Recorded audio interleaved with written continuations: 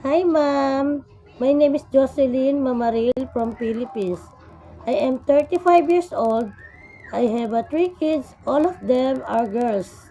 The age of 14, 10, and 5 years old. We have a husband. The work is laborer in the Philippines.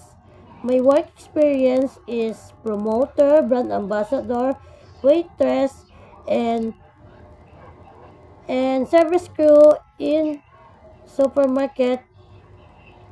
And also, we have experienced a babysitter 1.5 a year. The age of kid is 7 years old. My work is carrying the kids and cooking the food and cleaning the house.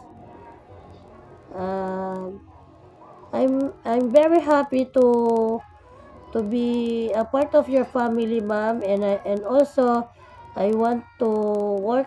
I want to hard work and care of your kids, and also I want to give give my best and work hard in your family, ma'am. Thank you, ma'am.